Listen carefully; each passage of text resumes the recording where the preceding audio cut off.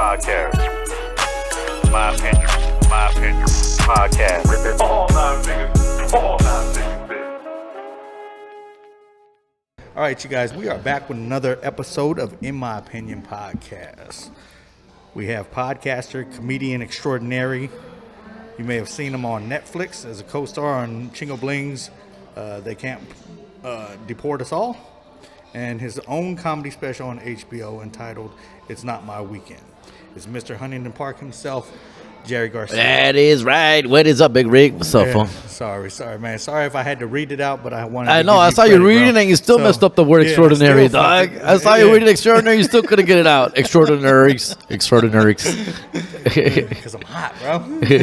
No, I need to find an assistant to help me. Yeah, I saw you hustling, saying this whole little merch up right here, dude. This. I wanted you on here so bad, man, that I left the house. Even though I left a little later than I probably should have. I've been on the road since 7 o'clock this morning. Damn. So man. Here it is, almost 2. We're gonna try to get this done. Don't know if you had a chance to watch the podcast, but there's a new thing that we've been doing called This or That. No, I didn't see all of it. I saw a piece of it. I saw your trailer, which, damn, they got a lot of big heavy hitters on that, dog. Yeah. God. So, you guys check that out. Subscribe and share this. But we play this game called This or That. So you just pick one or the other. You can give me a reason if you want or not. All right. And again, I think I told you over the phone, my Spanish is no bueno. No bueno. Yo no sabo. I can understand, but I don't speak it. Sí sabes. And it makes me...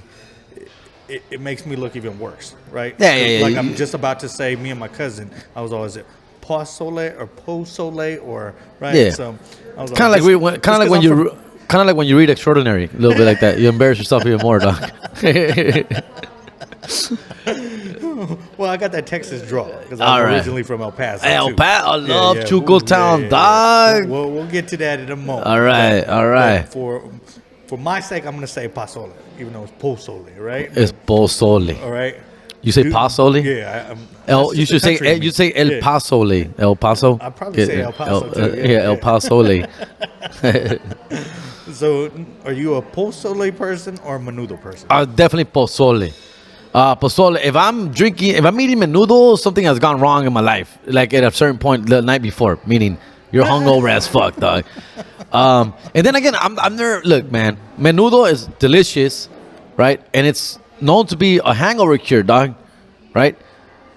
I've been hungover many times, and I've eaten menudo for that cure, and it's never worked for me, dog. Menudo has never cured me from my hangovers around child. Unpopular opinion. I'm gonna have to take your word because I don't touch menudo for nothing. Right now, dog. I've actually been to El Paso. El Paso has a dope menudo spot. I forgot the name of it, but they took me there because I was. Probably, is it a bakery? Yes. Yeah. Okay. Mexican bakery. Yeah. Yes. My cousin probably knows. Bro, they make the tortillas. They got the big ass tortillas. Which leads me to my next question. Go ahead. We were having this debate on the way down here.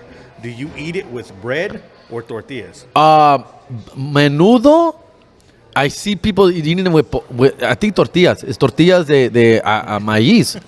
Yeah, not bread. Yeah, not bread. See, I But totally in Texas they do that shit. Because my brother came to visit from Texas. Correct. And he ordered some, and they gave him tortillas, and Yes. I never seen him so fucking mad. Correct. I guess in Texas they give you bread. Correct. So I've been to Texas. I've eaten menudo, and they give me bread. But I don't get pissed off, fool. I don't get offended. I'm just like, this actually makes sense. This makes fucking sense, dog. Yeah. So but no, we don't need it with bread here, dog. It's with tortillas. Not even flour tortillas, corn tortillas. See, Latinos, there's Yeah. different in different places of the country. We do shit different. And I think they're both right. I think we're both correct, dog. Because I'm just used to eating it with tortillas. But when I ate it with bread, it did make a lot of sense to me, I fool. think if I had it felt correct. With the tortilla, I'd have to have it as a quesadilla. Like I'd have to have cheese in here. Yeah.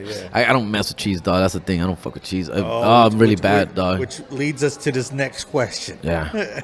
This or that. But real quick, I love pozole. Is like one of my favorite foods. Oh, really? Pozole, yeah. If you make it right, the do green you one. make it or the you green go one. out and No, buy I've never made it. I want to make it. But my mom does and my family members do, and yeah, it's green pozole specifically, dog. See, again, that's a difference too. Specifically, Texas is red and everything's in red is fine. I tell people the difference between Tex-Mex and California food is everything's a condiment here. everything you put in. Yeah. Over there, they don't give a fuck. They put everything in. You Or don't like it, they don't ask eat you it. for permission. They don't care if you're a 2-year-old child. You're gonna eat that shit spicy. That's or you're not gonna funny. eat it. That's So, funny, dog. Yeah, that's good. I miss my ex-wife because of my suegra's pozole, bro. That's what I miss the most. My ex-suegra's pozole. She well, made the there you go. best. Talk to this. Yeah, we gotta figure that Talk out. to mother-in-law, right? Yeah, So, ex-mother-in-law. You make sure he put. Yeah, I had to, dog. Court pending. All right, leads me to the next question, which I didn't even know was a debate, but my cousin told me Mm-hmm. is what goes on a taco, right? Okay, What that's a goes good on question. a taco here?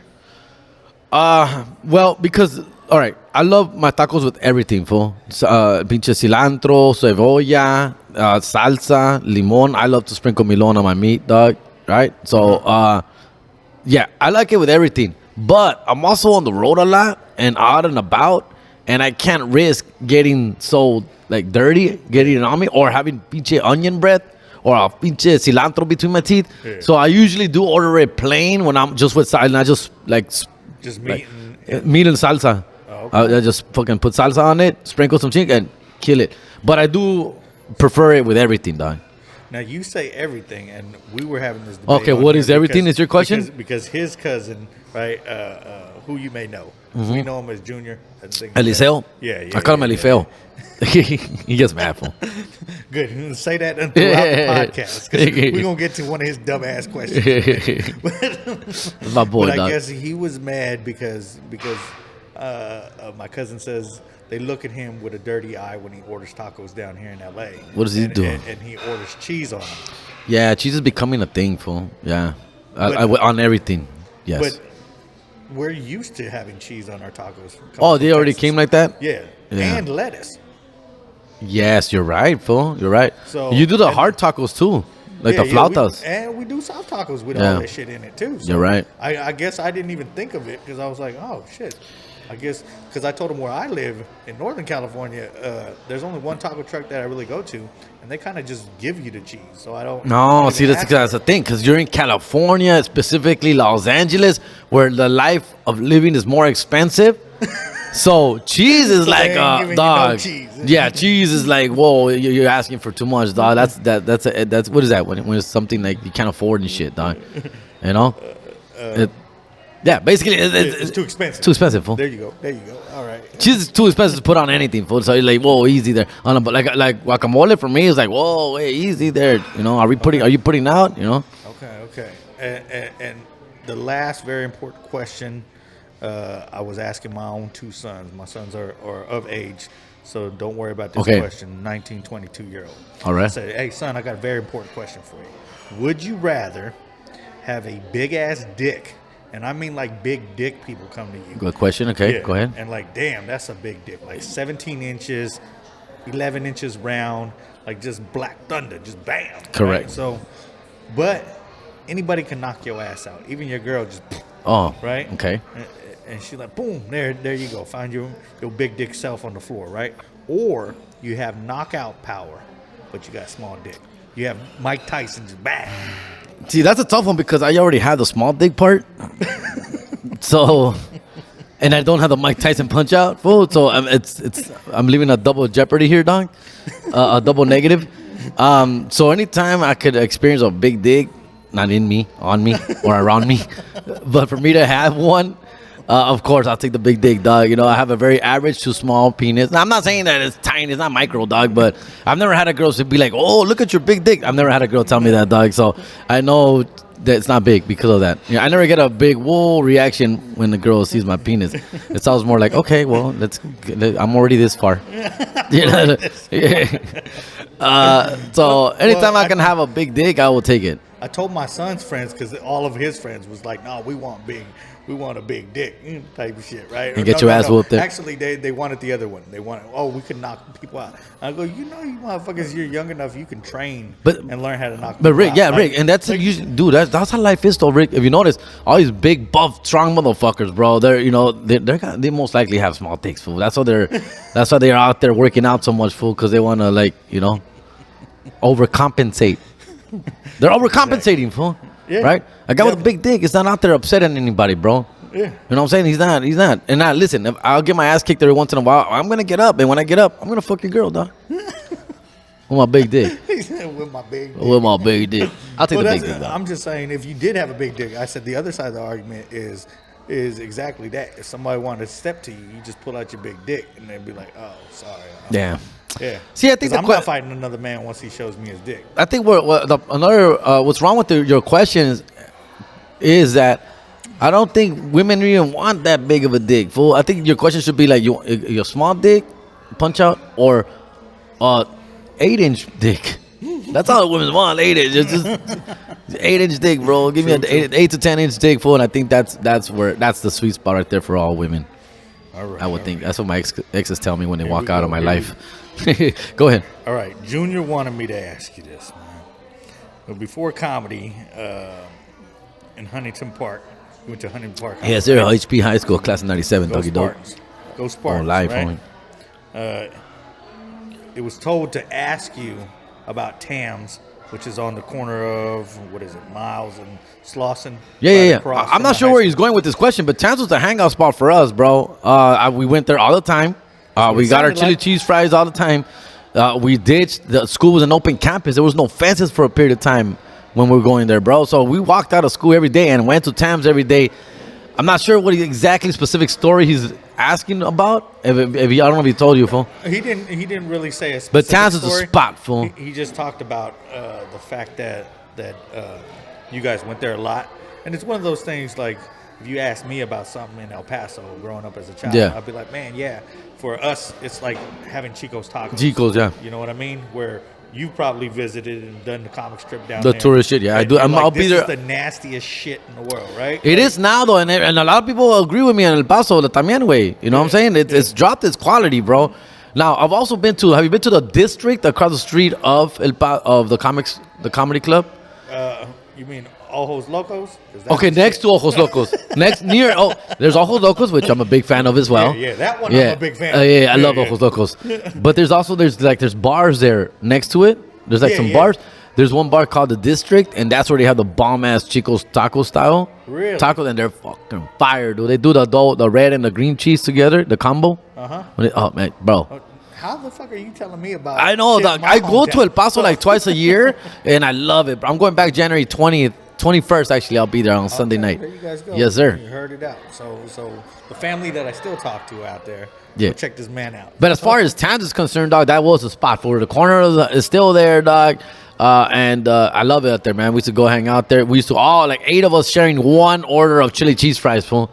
Like literally like 8 of us, dog. And So 2 everybody sodas, get 3 bro. fries. Yeah, with a bunch of refills and stuff, man. So, yeah, it was a spot, bro. I love it, man. I miss it out there, man. All right. Because I think the only story that he told was, I guess, one day, and I'm not sure if it was at Tams, but there's a gentleman that you may know of the name of Francisco. Yeah, Reese. And I guess he was giving you shit, telling you about how Junior was the funniest in the group. Oh, yeah. There was always a competition between me and Eliseo about who was the funniest in school, dog. And Francisco was a hater, all right?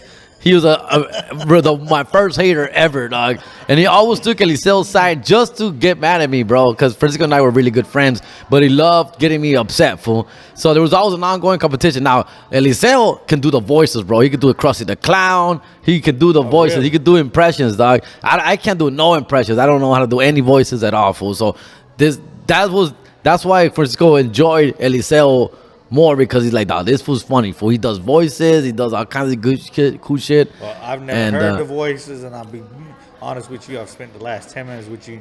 You made me laugh more than he has in the ever. years that I've known Yeah, him. yeah. Bam, there you go. Easy. Yeah, fuck you, Francisco.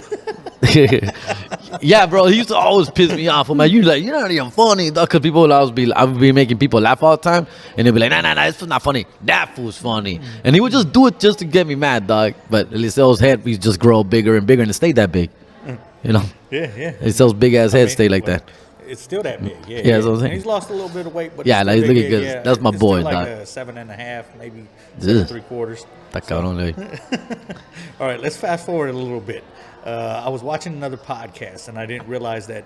I think we started doing comedy around the same time. What year did you? 2009, compa. Yeah, 2009. So exactly the same year. I have 0 TV credits, so that tells you where my comedy credits are. So it's a matter of time, bro. Just a matter of time. But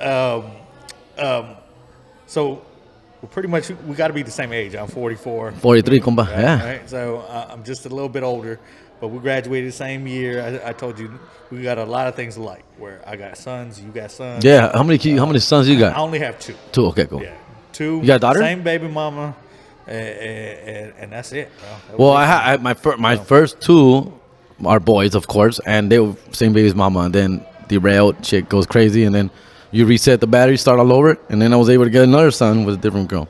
Okay, and maybe we'll get to that if we got time, because I do want to ask you a couple questions about that. But first, I wanted to ask you, everybody gives me shit, I feel like sometimes because I started so late, where I tell people I started doing comedy because I got divorced, and I had all this extra fucking time, and it was either sit there depressed or go out and make somebody else happy. Yeah. Right? So I started doing comedy, and I get that question, like, was it a benefit or a disadvantage? And I feel as if it was an advantage to wait a little bit older, to have some life experience under me, to go be able to talk about my kids on stage, to go do that. So do you feel the same, or do you look at some of these younger cats? You got like a Ralph Barbosa, who I think just dropped his first special on Netflix. Yeah, the homie. 2 years before I started. Yeah, for real, dog. Yeah. Yeah, for me, it's a yes and no situation. One of my favorite phrases is yes and no, dick, because I usually like to see both sides of the coin. But you're right, bro. I also started at 29. I wasn't divorced yet, but I was on my way to divorce. I was already. She didn't know it was already. Yeah, it was already. Our shit was going a little rocky, bro. And to be honest with you, I've always wanted to be a comedian since high school. At middle school, I won funniest. High school, I was one of the funniest cats in school. Like, I always wanted to be a comedian. And then just life just went so fast, right? Your 20s just flew by, dog. And then I was 29. All of a sudden, I'm 29. And then I started having an early midlife crisis, right? You know, my marriage is not going great. I'm not happy at home. I got two babies at the house. They're literally babies, fool. Like, literally 1 month, 1 year and 2 years. Well, they were like 1 and 2, right? And then... like, just a little mini crisis, fool. I just had a little mini crisis. Like, oh my God, I'm gonna be 30 in a few months. I ain't shit, fool. Like, you know, this and this. My wife doesn't want to be with me no more. My fucking friends are. And you wanted to start comedy to get the same shit doing comedy? Basically, bro. Like, it's like I ain't You're shit, dog. pain, bro. But once I hit the mics, dog, I found my home, bro. Like, this is where I belong, fool. Like, this is where I belong. Now, you're right, though. Yes and no, because I wish I would have started when I was 21, 22. I wish, fool. Like, I tell people I would have been so much famouser by now, fool. Like, I would have been the famouses if I would have started at 21, 22, right? But you're also right, dog. At 29, I came in this with a different perspective, compa. I was a lot more mature. I've got fucking kids at home to feed. You know what I'm saying? Like, so, like, for me, when I got into comedy, it was no time to fuck around for me, dog. It was time for me to, like, get, like, a crash course in what I need to do to get funny, dog. So I started just soaking it all up in here. Being from LA helps, because I just saw a bunch of comedians, met a lot of motherfuckers who helped me. Which is going to lead Figure you to shit the out. next question is, Yeah. being from LA, you guys have some dope-ass comedy clubs. Yeah. Here. You guys have the Comedy Store, Laugh Factory. Yes, sir. Ice House, which is one of my Oh, favorite one of my clubs. favorites, dog. Hell yeah. Just because you can't have a bad set. Yeah, in that everything's place. great there. It's just wonderful in that club. I haven't been back since they've remodeled. You're not gonna be. You're gonna be a little disappointed, fool. It's not what it was, dog. Oh, really? Yeah, it's like that girl that got a BBL, fool. Like, she's good and all, she's beautiful, but kind of missed the natural. So you started at which club down here? It was the Ha Ha? The Haha Comedy Club and Heist House. But Haha first. Haha is the one that always opened up their doors to me. As long as I have $5 in my pocket, I would pay for my stage time. So you pay $5 and you can get on stage for 5 minutes, dog. Open mic. Yeah. And basically, I saw that as an investment for me, dog. Like, I'm paying $5 to learn and get better on stage. And I did that for like 3, 4, 5 months at the Ice House. Once you kind of graduated from the Haha, once I kind of graduated off those $5 payments, now you're doing the actual open mics that are free, right? So now there's free open mics, and that you start seeking other opportunities where I can get a mic. Ice House was my next one, right? So now the Ice House Stage 2, the little room, was the place where they used to have a lot of open mics as well. So I used to go to the Haha, then over to the Ice House. Pretty much like every day. Well, I wanted to ask you, I wanted to transition, I'm glad you did, to the Ice House, because I lived here back in 2004 to 2006, I believe. That's why I have a 562 area code. Okay. Right. We're stationed out here, and and when I was out here, it was one of my ex-wife's friend who was like, "Hey, bro, you like comedy as well, right?" I wasn't doing stand-up just Correct. yet, but he was all check these VHS out or DVDs, whatever it was. Yeah. At the time, right. And it was, I forgot what it was called, but I know Was Jeff it Que Locos? it was- Que Locos? Probably it was Yeah. Jeff Garcia fucking hosting it, and you had like people that I look at where I'm like, damn, Edward San Juan was in Yeah. it, and all these cats were in it, and I was just like, that's a dope fucking thing that they did Payaso back Comedy then. Tour, I think it was. So Or it Que wasn't Locos. but it was actually shot at Ice House. Ice House, yeah. Right, and it was probably the first one that you said because Yeah, I Que tried looking Locos, at yeah. Que Locos, and it was probably like 5-6 different DVDs, Mm-hmm. probably about 25-30 comics on there. I guess 2-part question is: one, are you like, fuck, I missed that whole era of comedy, and 2, would you guys have the same kind of heavy hitters out here now? Yeah. Would you guys run that back and do part 2? They're doing that actually, dog. Jeff Garcia himself is producing Really? a new version of Que Locos called Mas Locos. Oh, there Called you Mas. go. It's literally getting filmed right now. I've been reached out to do it, but right now I'm actually kind of stuck in a few other opportunities that I'm holding on. HBO's asking for another special and stuff, so I'm kind of working with them on that. Okay. And so, yeah, bro. But yeah, I'm excited that Jeff Garcia is putting this thing again, fool. And yeah, it's funny that that is literally what's going on right now, fool. He's shot like 2 episodes right now already. And I guess I bring it up because I've been trying to tell people in the Bay Area, where I'm like, dude, I tried to put together something, and unfortunately it went sour because of the venue that we had reneged on our deal. So it didn't happen, but I was like, dude, we got some heavy hitters in the Bay Area. I don't know why we don't do something like Yeah, that. bro. And it was, I was going to say that was the roadmap for me to look back in it and be like, damn, that was dope. Yeah, So- bro. I wish I was on Que Locos originally, right? A lot of people think I was. I'm like, no, I'm not that old. I mean, I am that old, but not that old in comedy. I started in 2009, but be watching stuff like Que Locos, like yourself, bro. I got introduced to all these Latino comedians, Mexican, like, that are doing their thing, and they gave me like, oh man, the will to actually want to do this, dog. So, cause I used to go to the Ice House as a fan, also. Back in 02, 03, 04, 05. I used to go to the Ice House, dog, to watch. I saw George Lopez, Carlos Mencia, all these Jeff Garcias. I saw these guys do their thing. Joey Medina. Like, I saw these cats do their thing live. And I was like, fuck, man. Yeah, it can be done. This is possible, dog. It literally is. I would go home, leaving the comedy club, like, I can do this, dog. I can do this. And not to only do it like that, I wanted to bring up the fact that I've talked to, I think you're only the third Latin comic on Yeah, I this saw your podcast, trailer, bro. right? Yeah, yes. And that's not only because I'm picking the people. It's because I've reached out to a lot of Latino comics, and as I've mentioned on the podcast, I go, Latino comics don't help out a lot of Latino comics. Yeah, unfortunately, bro. But that's changing now, I believe, bro. And hopefully it does change, and hopefully where we have hot people out there. We have, me and Steve Trevino talked about it. That's the homie, dog, Trevino, bro. And I like the fact that he brought up the fact that he goes, Mexicans, I don't fit in that mold because we're only Spanish speaking or this or that. And he goes, he kind of made it sound like he's got a big truck at home and he does fucking, He's a Texan too, bro. All in all. Well, I'm like, I tell people that too. I was like, I don't really speak Spanish, but that is the culture that I was brought up into. So I know my people. I know what I think they think is funny, but I also look at it from the standpoint where, again, I tell people, like when I asked D.L. Hughley to be on, I expected to know. Yeah. I expected, and he was like, yeah, baby boy, come back tomorrow. And I was like, Dope. like I almost pissed myself because I was like, fucking D.L. Hughley? That's badass, dog. Hell yeah, so, fool. And I'll get nothing but love from black comics. But I see us Mexican comics, like, dude, we could be our own fucking platform. We obviously have numbers. Yeah. Like, why don't we just support each other? Because I was making the reference to my cousin earlier about how, like, Bert Kreischer, Tom Segura. They all bring each other up. Joe Rogan, Whitney Cummings, Bobby Lee, all of them like get on each other's podcasts and promote each other's shit.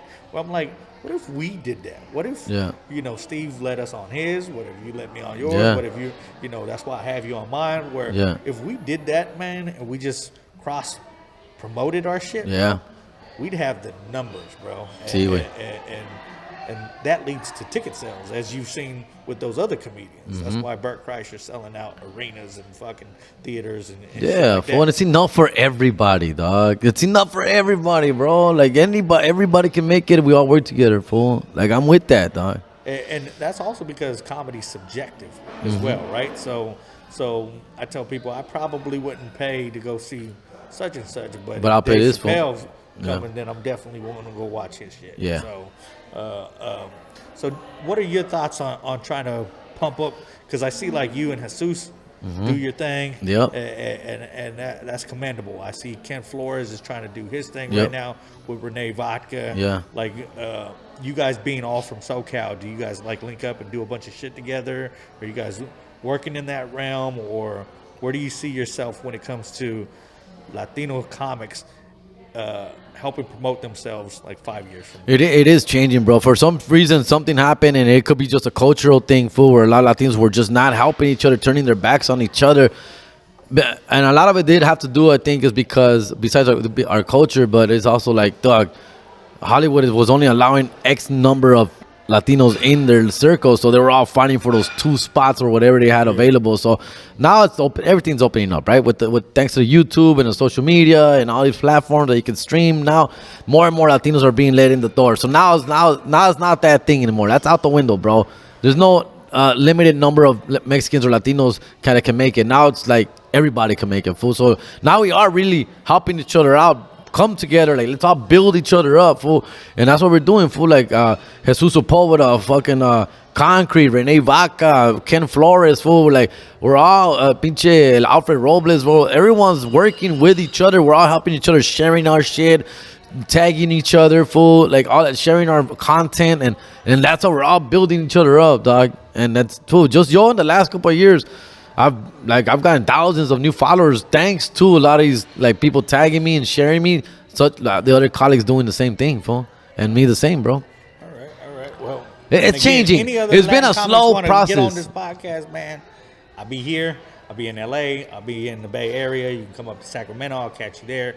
I get around, and I just want to show other comedians love. Claro, I mean, no matter what color, what race, what ethnicity, this is a hard enough job to Yep. be a comic. Fuck tell yeah, people, bro. Where it sucks. Where one thing I did want to touch on was the whole Ralph Barbosa thing. Right? Yeah. With the George thing, because I know you guys touched on it on True Hustle podcast. Oh, yeah. And the only reason I wanted to bring it up is because I wish I knew how to get a hold of Ralph. I know he's going to be in San Jose in like a week or two. Yeah. And I think it was funny because I had Steve on my podcast about a month before he went on George's. Yeah. And we talked about a bunch of stuff off camera. So it was funny to me because I felt like the one thing that people are forgetting when they saw that clip is that I felt like Steve, before talking to him off camera, I felt like he purposely did that shit. You know what I mean? And he set it up because he knew the way George is. I myself have opened for George one show, I tell people, and he kicked me off 6 other shows because he said there's going to be one funny Latin comic on stage. Oh shit. Yeah, it's hard to hear that, man. That's fucked up. And Yeah. I was just like, so I know that's his MO, at least for me. Yeah. That's my own personal story where I was just like, oh, well, I guess I could say I Yeah. hosted one of his shows. Yeah. But but you hear stories like that about that dude. So when you hear that shit, I just look at it where I'm like, on the other hand, I've also heard Ralph like, well, how come Steve hasn't reached out to me? Where I'm like, I think Steve like did help him out, even though I'm not gonna say like he wasn't popping already. Yeah. But that took it to a whole nother level where the only part of it that I was upset about where I was like, Steve, come on, bro, I had you on the podcast. You could have said Rick James. Yeah. Fuck my name up a little bit there, fool. Come on. Yeah, say my Yeah. name all you want. Yeah, bro. yeah. What the fuck is this Rick James? Rick James, ain't he dead? Exactly, and reminded them. Yeah. Like, hey, why didn't you remind George that you kicked me off show? Like, please. Yeah, that was an unfortunate situation. I'm really good friends with both Steve Trevino and Ralph Barbosa. I'm really good friends with both. Work with them both. Both treated me great. I've actually got to work George Lopez as well. He's got to do a spot on the sitcom and shit, dog. On Lopez versus Lopez, dude. Got to do a guest star role there, dog. So, it's again, yo, man, I don't, dog. Man, it just sucks to see when things go bad, right, in that way. Yeah. But fortunately, obviously it did. It did help out Ralphie, dog. But Ralphie was already shooting up like a rocket, regardless. The reason he was bringing up his name was because he was such a hot commodity at the time already. Like, he was so hot, going viral after viral with his videos, dog. So that's why his name was being brought up by Steve as far as the next guy up, or guys we got to help out or look after and shit like that. So, which I agree with Steve, bro. Like, we all do have to help each other out and look out for each other. Más que nada that way. Más que nada, look out for each other, man. I get hit up all the time by Latino comics. You see my lineups through. I got Latinos, I got gays, I got whites, I got blacks, I got whoever the hell's down is fucking down. Whoever's funny, whoever wants to get down on stage with me, fool, let's get it, baby. It doesn't matter. So I get that, and I get what Steve was trying to do, and I don't know if he did it purposely or not, fool, but Steve was a very intelligent man, dog. That's for sure. And everybody that was me saying it. All right. Yeah. I don't want to bring you in any of my drama, none of that. Nah. Where again, if you was on Lopez and Lopez, great, man. Yeah. Because I feel like I just saw recently that you got to get on stage with Fluffy. Yeah, bro. Right? And one, that had to be dope, and two, let me first say I want to commend this man because not only has he helped out Latin comics as well. Claro. The dude that I'm normally on tour with, Kabir. Kabir's my boy too. Was the on homie. Stand Up Revolution. So I look at someone like Oh yeah, he was on Stand Up Revolution too. That's right. yeah. That's right. So I look at shit like that where I'm like, that's dope. That's Mm-hmm. dope. That's cool when we can all help each other out. But tell me about that experience with you and Fluffy, man. That was fucking awesome. First of all, it was random as fuck, dog. Random, bro. Like, I was literally at home, scratching my ass, watching TV, and I get this text from a random number I don't know, that I don't recognize, of course, saying, "Hey, this is Gabriel Iglesias, man. I got your number from Martin Moreno. I was wondering if you want to open for me next week in Stockton, California." And I was like, "What the fuck?" I literally read it like 3 times, bro. Like, Gabriel Iglesias, what the heck? I screenshotted it and I sent it over to Martin Moreno, who I'm good friends with. And like, "Hey, man, is this real?" He's like, he just replied with, "Ha ha ha, yes, it is, dog." And then Gabriel once again texts, "Yes, it's really me." Right? And I'm like, "Holy shit, bro." And like, "Oh, yes, man, thank you, bro," this and that. So it was random as shit. And then obviously I got to do Stockton, California with him. We did the arena in Stockton Arena. 10,000 people, la chingada. But before the show, we got to have lunch together, which was really awesome, bro. He invited me to lunch. Him and his crew, of course. His road manager, the other Did you guys comics. eat lunch up there or lunch down In here? Stockton, bro. We met up in Stockton, fool. And so, first of all, it was very hard to find a nice place to eat in Stockton, fool. But we found one finally. We had to leave town a little bit. But anyways, nah, bro, at that point, we broke bread. And I asked Fluffy, like, "Yo, man, I'm very flattered, but why? Like, why am I here?" kind of shit. Yeah. And he's like, "Yo, man, I just wanted to, I've been hearing about you, and I've been hearing about," he started listing all his comedians, man, like Jesus Sepulveda, Concrete, Renee Vaca, Ken Flores. I've been hearing about all you guys, and I kind of want to check you guys out and see if there's any way. I just want to show you, a little bit of my world here and what you guys can accomplish if you guys keep working hard, man, and just hear good things about. He just said, at the end of the day, I just hear good things about you guys. I want to share the spotlight with you guys. He's like, "I should have done this a long time ago, a lot more often than I've been, but I will for now." Like, it's something that basically just come to realize, like, this is the time, this is the Did you moment. get to do San Jose with him? Yes, no, not San Jose. I got to do Stockton. The next day was Oakland. Oh, I Then got to San do Jose, right? Oakland. Stockton was Thursday. Oakland was Friday. San Jose was Saturday. He already had people for Saturday. So he just invited me to do Stockton and Oakland. So I came home Saturday. I didn't do San Jose. But I got to do Out of those two Toyota. crowds, which one did you prefer? No, I performed in both. Or which one did I like more? Yeah. I mean, both about the same? were fired. Oh, yeah. Okay. Both were fired. I mean, they're both 10,000 people, dog. My dumb ass had I'm a big Raider fan, dog, so I wore a Raider jacket. And it's not being a dumbass, but Fluffy did warn me, like, "Yo, man, you're going to get a big, like, a reaction to that, positive or obviously positive because we're in Oakland and Stockton, but also some negative, dog. So get ready for that feedback and shit. So because there's Niners fans out there also too, dog. So be careful and whatever the fuck. And I went up there and I got it. And yeah, sure enough, so when I went up there, Rain! 10,000 people, dog. And Taken away from your time. yeah, and shit. taken away from my time. I only have 10 minutes, dog. I'm like, all right, settle Shut down, the fuck motherfucker, up. settle down. But I got to do a fun joke with the Oakland people. I was like, I know, man, I miss you guys. I miss the Raiders too, bro. Like, but at least we still got the Oakland A's, right? Oh, people start going crazy. Like, too soon, dog, too soon. But I love it, man. I love it out there. And thanks to him, bro. It was an experience I'll never forget. Super dope, amazing guy, great conversation, man. I had never hung out with him like this before. We've crossed paths a few times at places like the Comedy Store and the Laugh Factory. He's just crossing paths, introducing myself to him. Nothing more than a few words, but spending this time with him was an amazing time, dog. That's cool. Hell That's yeah. cool. So shouts out to Fluffy, man. Hell yeah, We fool. appreciate everything that you do for the comedy community. A huevo, güey. So, Trend and just setting, trailblazing, bro, and opening all these opportunities for us, man. It's great. it's quick. See, I'm such a good fucking Just do question it. writer, bro. That Cool, time flies with you, dog. It was just good. Okay, good. I will tell you, man. When I started doing this, I was supposed to be. I tell people I was supposed to be like Charlemagne the God. Yeah. And I wanted somebody else to be DJ Envy. Yeah, Now I've yeah, had yeah. to learn to try to interview people. So No hay pedo, güey. But we're out here in this birreria spot in Boyle Heights, California. Shout out to Don Boni Birreria, dog, hosting us here today.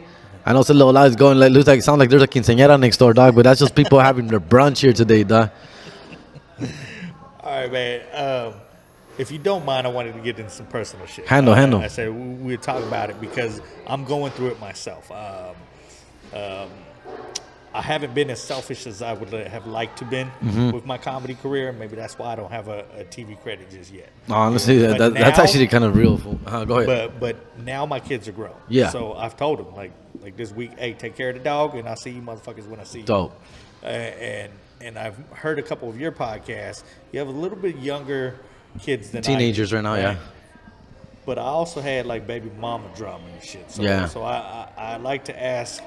That makes it even harder on a comic, Sí, güey. especially when, I don't know about you, but I was court ordered on all my schedule, and we Yeah. weren't deviating from any of them court orders for nothing. Yeah. So if that means I had to be there on Wednesday from 2:30 to 6. You're gonna be there on Wednesday at and I was 2:30. there fool. from 2:30 Yeah. to 6, which sucks because then you can't schedule anything else. Correct. But now I can. So with you, it seems like you may or may not have the same. How do you deal with that? I guess is my question. How do you Yo, deal with that? man, at the end of the day, dog, gracias a Dios, bro, I was never in your situation, fool. Like, I always had a good relationship with my baby's mama, my ex-wife, bro. I mean, we're just, Are either one of your baby mamas white? one of them is, yeah, the second one, I was dog. gonna say because that's what it is for me. So I tell people I stopped dating white girls because the judge believes them motherfuckers. That's the joke, too, fool. That's my joke is that they're by the book, bro. Everything's by the book, fool. Email me, motherfuckers. Notarize everything, fool. But she's dope as shit. She's actually my girl right now, fool. We're still dating and stuff, so, but my ex-wife, I just got super lucky, fool. Like, first of all, she's a great mom. And second of all, dog, there was understanding when we broke up, bro, that we were just going to concentrate and make sure that the kids are good. Now, comedy started taking off for me, dog, pretty early. Jeff Garcia took me on the road. Steve Trevino took me on the road. Willie Barcena took me on the road. Paul Rodriguez took me. Like, I started like clinging on to a bunch of comedians too, opening for them. And comedy just started taking off for me. I started in 2009, maybe like 2012, 13. Comedy started like, boom, vámonos. Like, let's do this. I got lucky. I wouldn't have been able to do this and be this selfish without the baby's mama's support, dog. She wants to be a mother. She loves being a mom. She loves her kids, and I love my kids as well, of course. But she's like, yo, man, I got them. I got my kids, bro. Like, you don't have to, like, I don't need to, like, drop them off to you every fucking Friday or every other Friday. Like, I can keep them. I'd rather keep them. Yeah. She's like, go, do your thing. Enjoy your She shit. just let you randomly have your kids when Yes. like, oh, you're in town, go ahead, pick them up. Yes, yes. that's cool. Yeah, That's cool. fool. To be honest with you, yes, fool. But And that's the way it should work. Well, I mean, yeah, if full- you can co-parent. correct. It's a simple co-parenting. I know it's rare. The situation that I'm in is very rare. I'm very blessed. I'm very fortunate, and I thank her a lot for this situation, dog. Because I do see a lot of these situations with you, bro, and I get this advice like, bro, I can't. I got my kids, and then I go, damn, está cabrón, way. But and then now that my kids are older, they understand. I tell my kids all the time, fool, like, yo, guys, you see me working, you see me on TV, you see me traveling, you see me touring. It's all because thanks to you guys, thanks to your mom, thanks for you being so understanding, thanks to your mom being so flexible. Like, this wouldn't happen. It's a team fucking effort, dog. And I do everything for my kids. Like today, like they got a game right now at 4:30, Huntington Park High School. They're playing against Southeast High School. I'm there, fool. Like, I'm always like, when I'm here on the road, when I'm home, I'm with them. I dedicate my whole time to my kids when I'm home, fool. What's the biggest thing you think you've missed out of your kids? I miss birthdays, bro. Like, I've been on the road for birthdays, and those shit hurts, bro. That shit hurts, dog, and it sucks, fool. But you know, I just tell myself, bro, like I'm missing my son's birthday to be here in fucking Tucson, Arizona. You know, I'm gonna be fucking funny in Tucson, Arizona. Like, I'm gonna make this shit fucking worth it, bro. And I'm gonna work my ass off here, and I'm gonna like make everyone laugh or whatever the fuck I gotta do, fool. I'm not gonna bomb. I'm not gonna have a shitty time here. I'm gonna make it worth it, fool, because I'm missing my son's birthday for me to be here. You know, definitely. Like for example, I was on the road for my own birthday a few years ago. I remember, my kids were planning a whole damn surprise party for me. My birthday happened to land on a Saturday that year, and they were planning. I didn't know this, fool. They were planning like a surprise party for me, dog. And turns out I was in Phoenix, Arizona. And to be honest with you, I was feeling like shit because I wanted to be home for my birthday with my kids because it was my weekend, dog. And but I had to obviously cancel my weekend to be on the road. And I did not have a good time in Phoenix. I remember I was really depressed, down on my time. And it crushed me even more when I found out that they were up until I left. Because I told them that Monday, hey guys, I'm going to be gone for my birthday. I'm going to be going to Phoenix. Sorry. And they're like, eh. They were like 12, 11 at the time, 10. They're like, okay, all right. And then later I get the phone call like, yeah, they were playing a birthday party for you this whole time. And I was like, fuck, that shit crushed me, bro. Like, it fucking sucks, fool, but it's part of the job, bro. Like, those things that you don't really share or talk about much, that you just like, it sinks in. It does get to you, fool. I would tell you, bro, that's the benefit. I think I told Steve as well. The benefit of this podcast, bro, is even if it doesn't pop off and become as known as I would like it to be, my kids get to view shit. Yeah. Like, damn, he sat down with Jerry Garcia. He sat down with he sat and get to hear my stories and understand. So hopefully, you know, your kids will be screaming through this and check out how I see the pain in your eyes when you say it. Yeah, you know what I mean? Because it sucks being a parent where no parent doesn't want to be there. And if of you course, don't, then you're a shitty parent. Yeah. You know? But you know, we look for those times with our kids, man, where I also have to ask you, since you have sons, I believe every man should have a couple of things that I'm going to give you some examples, and then maybe you shoot back some for me. Because I tell people there's two things that I think a father should do for their sons. Is one, teach them how to fucking drive a stick shift. I don't know how to drive a stick shift though, fool, but yeah. Two, teach them how to tie a tie. And I say that, I may have shared this story already, but one New Year's Eve, I was on the bill with Willie Barcena, and Paul Rodriguez was the headline. Dope. Right? And Willie and his wife were backstage, and she was trying to help him. And he came around. And he was like, "Does anybody know how to tie a tie?"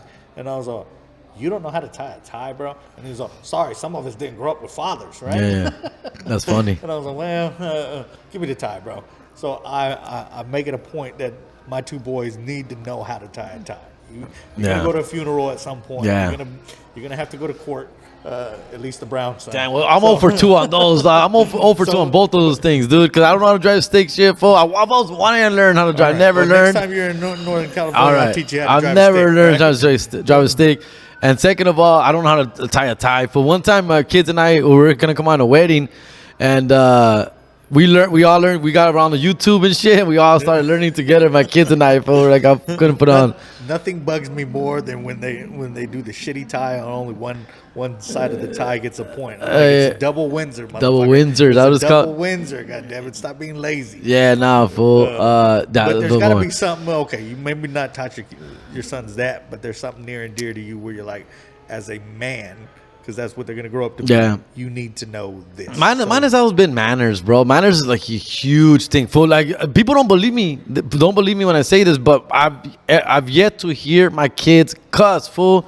My kids have not cussed in front of me Don't at bring all. them around my kids. Shoot, yeah, and I do trip out because I've been around other parents with just dad and kid. Now I'm not judging it. That was just my direction. My direction was like, don't ever cuss in the house, fool. Yes, I'm sure you're gonna cuss with your friends. Yes, I'm sure you're gonna cuss at school, like whatever the hell. I don't want to hear it ever. Cuss ever, fool. And her mom, their mom, and me have been very stickler on that, fool, and respect. And they respect each other. They have to tell each other please and thank you when they do something for each other. My kids got to tell each other please. Really? Hey, can you give me a soda, please? And Can how you old grab are your me? two oldest? 16 and 15, fool. And they still say that? Yep, and thank you. And Do they bless only do you when that they around sneeze. you? They only do that around me. Then that's okay. That's Do you hear them okay. differently around their friends? Like, hey, motherfucker, hand me When that. I'm around, no way. When I'm around, no. Like I could tell they look over, like they look. Oh, dad's around. Dad's around. Because their fucking friends are like, pinche. I'm gonna say the N word, but the kids are and this and that and fuck this and fuck yo motherfucker this motherfucker that and N word this and N word that. They're friends, dog, and they're just right there, like, but they don't say it as long as I'm around.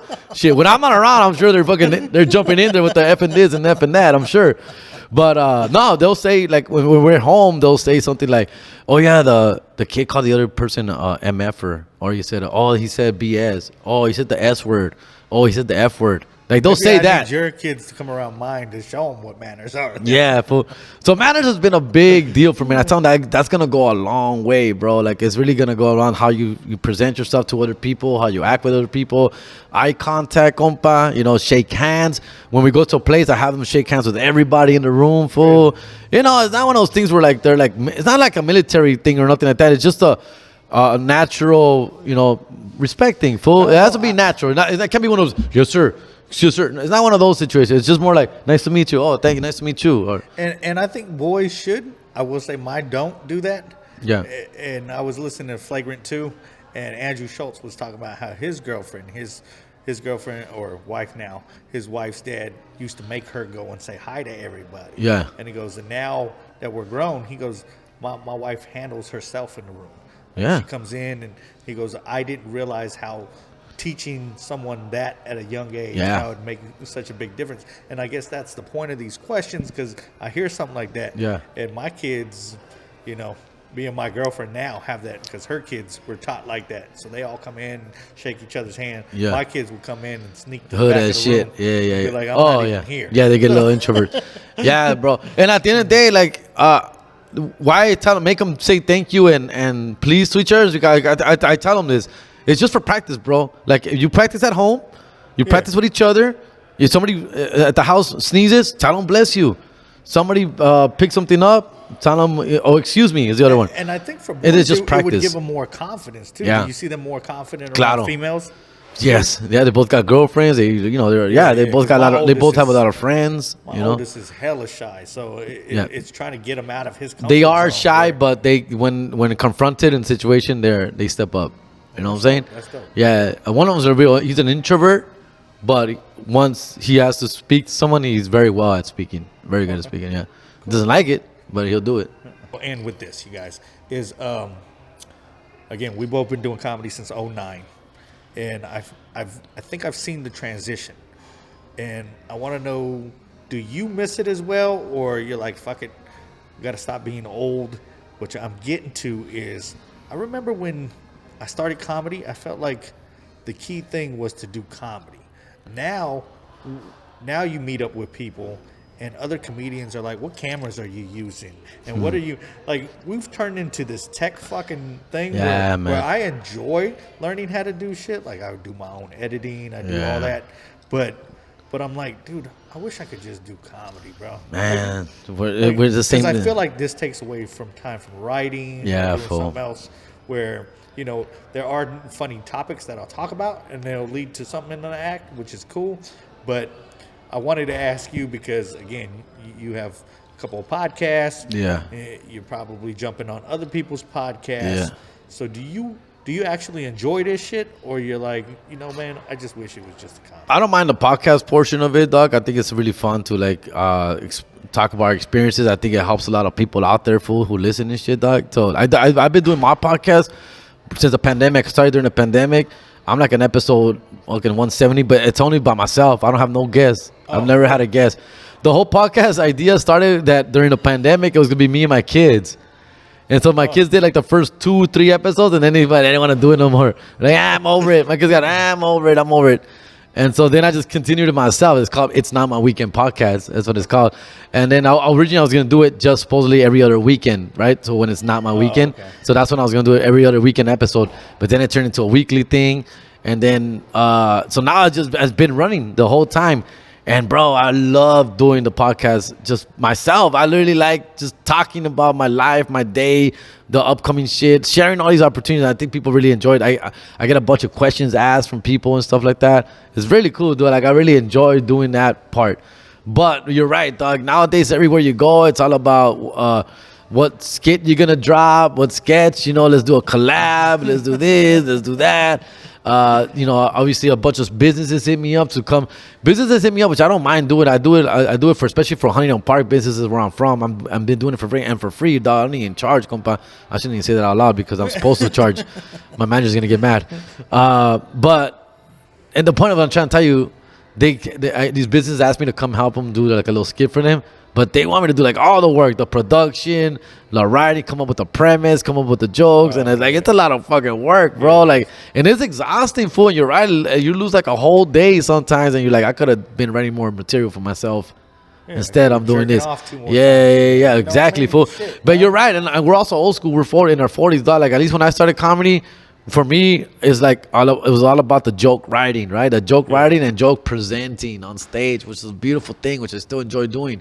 But now there's more to that, right? There's everything that else, how much followers, how many sales, how many ticket sales, like all the crowd work now is a thing. It's like all kinds of shit that I never like thought about working on. And I don't know about you, man, but I think one of the benefits that I get from doing this podcast, I tell people is again, I'm from the generation where you don't go to therapy. You just suck it up, buttercup.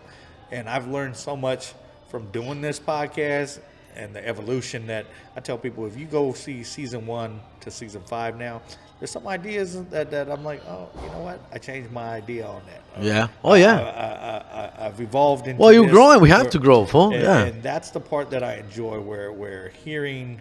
I said I think I had Ryan Davis on, and I saw Ryan Davis and Gary Owen on, and they were talking about their mom. And me and my mom don't talk. And I was like, dude, like you said a line in there. Ryan goes, everybody has a good mom. Everybody. Yeah. And I was all, dude, that just felt like you there's some bad moms out there, fool. There's some bad moms out there. I've met some. I've dated some. They're fucking bad bitches out there, dog. So I enjoy the podcast because sometimes you'll reach into something. Like I said just a moment ago, you had a moment about missing your kids, and you saw the real in it. But I'm like, that's dope. Because that's the reason I do comedy. I tell people is because I love bringing laughter into somebody else's life. I want you to forget what the fuck you're going through for that hour and a half while we're on stage. It is self-therapy too, fool, right? For us, dog. Hell yeah. It really is, dog. All the shit that's going on, bro, like this helps, fool. So what would you tell a younger comic now that you've been doing comedy long enough? Yeah. My advice to a younger comic is don't have comic friends. Like, because once you get to a certain point, then people stop being your friends. I say that jokingly, right? Yeah. Where I'm just like, just be cautious about the shit. But what's your advice to a young comic that comes up to you and like, hey, Jerry, I see you on HBO. Like, what do you tell them? It depends, bro. Just it depends on how bad they want this. Because if you really want this bad, if you really want to do this for real, fool. We just touched on it, bro. There's gonna be a lot of selfish moments where you have to be prepared to carry and take on, because this is a selfish game, bro. As far as like it's all about you. You're out there by yourself on stage. You have to find opportunities for yourself. Well, at least in the beginning before you have to force these doors to open eventually, bro. So you have to literally, basically, my advice is if you're gonna do it, go do it, bro. Because all these fools are just 1 foot in, 1 foot out, dog. And if you're gonna be 1 foot in, 1 foot out, fool, be true to yourself and hey, this is. I want to do this part time. I want to just enjoy myself, experience it, see some cool places. That's dope too, fool. That's awesome, because I got homies like that are like that, and I love being around them because they're so real and genuine. Like they have a wife at home, or they have a real job. They're a banker. They have I fucking respect that, bro. Like I respect that, and because he's being honest to himself. So be honest to yourself and what you want to do with comedy, fool. Right? Do you want to just do this for real or do this for part time? Both are fine. Both are fine.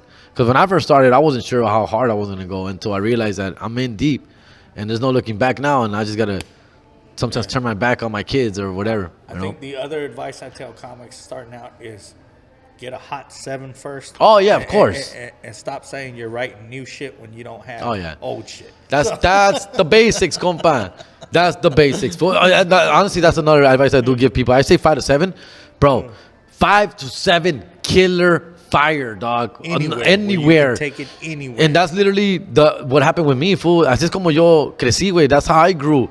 I had a killer 5 to 7 minutes where people wanted me to stay on stage. I didn't have 7.5 minutes. I didn't have 8 minutes, bro. I had 7 minutes, but those fucking 7 minutes were fire. And those 7 minutes got me booked everywhere. And all these people wanted to know me. Like, who is this kid? Who the fuck is this kid? Who the fuck is this kid? You know, with my Ghostbuster joke, one of my first jokes was a Ghostbuster joke that I used to think that my dad was a Ghostbuster. You know, it turned out it was just a leaf blower man.